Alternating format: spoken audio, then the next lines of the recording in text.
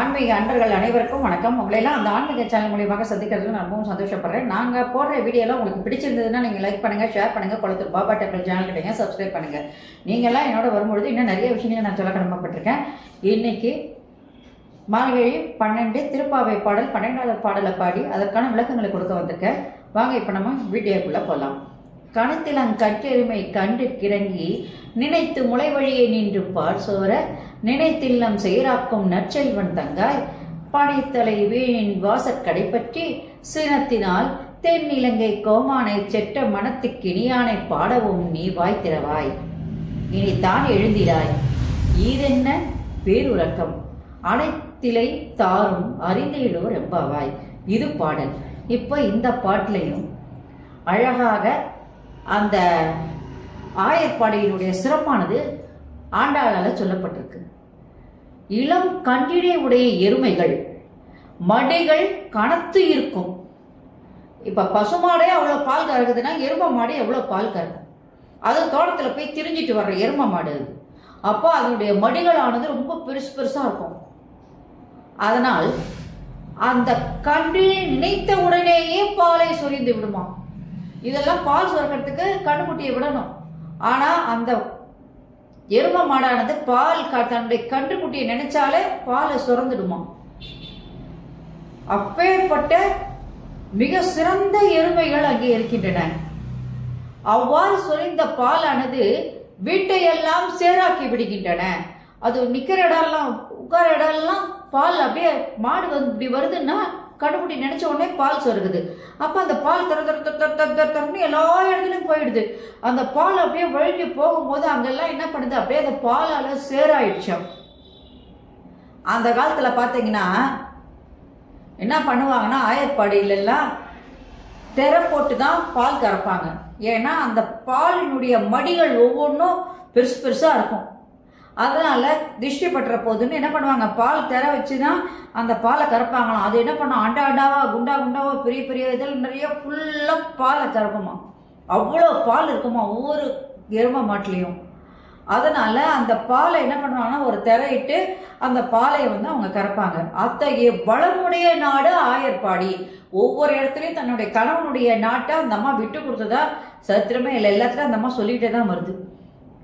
செல்வம் வளமிக்க செல்வனுடைய தங்கையே. அப்போ அந்த நாடே செல்வம் மிக்கதுன்னா அந்த நாட்டுல பிறந்த இப்ப தூங்கிக்கிட்டு இருக்க அந்த பொண்ணும் செல்வமுடையவள் தான். அதனால செல்வமுடைய தங்கையே, மார்கழி மாதம் பெய்கின்ற பனியானது எங்கள் தலையிலே விழுந்து விடுகிறது. மார்கழி மாசம் நம்ம வெளியில போனாலும் என்ன பண்ணுவோம், எல்லா குட்டி பசங்களெல்லாம் சொட்டருக்கு போட்டுட்டு எல்லாரும் முகம் மூடிட்டு போவோம். ஏன்னா பனி அப்படி கொட்டும். அதனால நாங்கெல்லாம் அந்த மார்கழி மாசம் அந்த பெய்கிற பனியில நாங்க இங்க வந்து வெளியே காத்துக்கிட்டு இருக்கோம். அதனால உன் வீட்டு வாசல்ல தான் நாங்கெல்லாம் நிக்கிறோம் அப்படின்னு சொல்லிட்டு, ராவணன் ஈசனுடைய அன்பிற்கு பாத்திரமானவன். அவன் ஈசனை நினைக்கும் மனதனிலேதான் சீத்தையையும் நினைத்தான். அதனால அந்த மாதிரி நினைச்சதுனால தென்னிலங்கை வேந்தனாகிய ராவணனே என்ன பண்ணான், யாருக்கு ராமருடைய கோபத்திற்கு ஆளானான். அதனால ராமர் அவனை அழித்தார். அத்தகைய நினைப்பதற்கு இனியவனான ராமனை நாங்கள் பாடுகிறோம். நீ வந்து கதவை திற. இது என்ன உறக்கம்?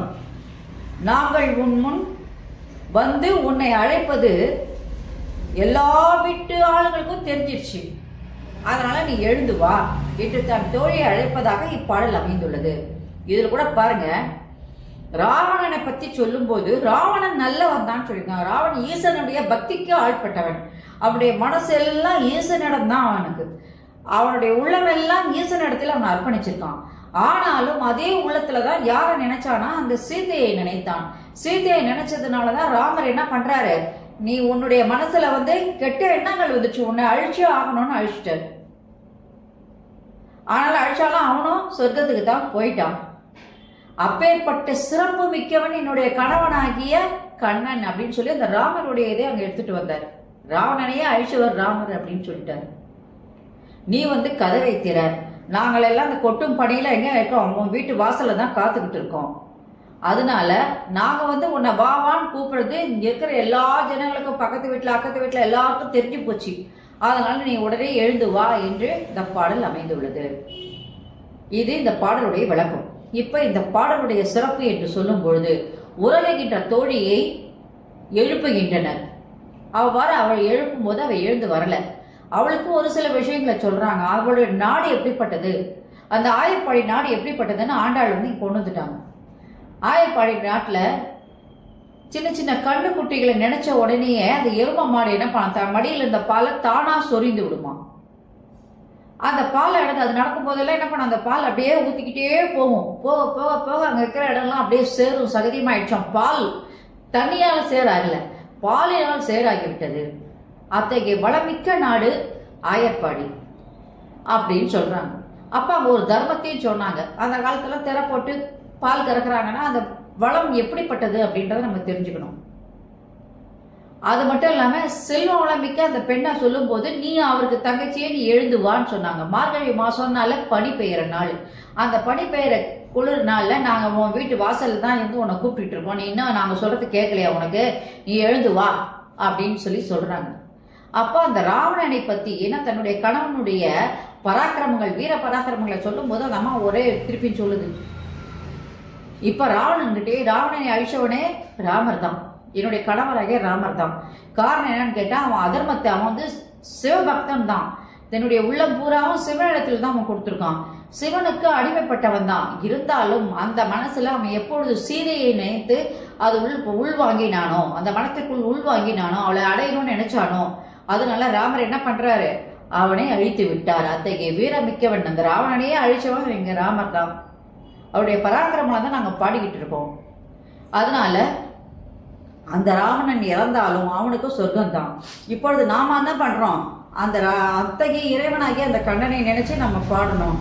பாடும் பொழுது நம்ம உள்ளழுக்குகள் எல்லாம் நீங்கி நாம் வந்து அவனுடன் சேருவதற்கு இது நல்ல வழிவகுக்கும். எனவே நீ இப்பொழுதே எழுந்து வா என்று கூறுவதாக இப்பாடலானது அமைந்துள்ளது. இதுவே இந்த பாடலுடைய சிறப்பாகும். இந்த வீடியோ உங்களுக்கு பிடிச்சிருந்ததுன்னா நீங்கள் லைக் பண்ணுங்க, ஷேர் பண்ணுங்க, பழத்தூர் பாபா டெம்பிள் சேனலுக்கு நீங்கள் சப்ஸ்கிரைப் பண்ணுங்க.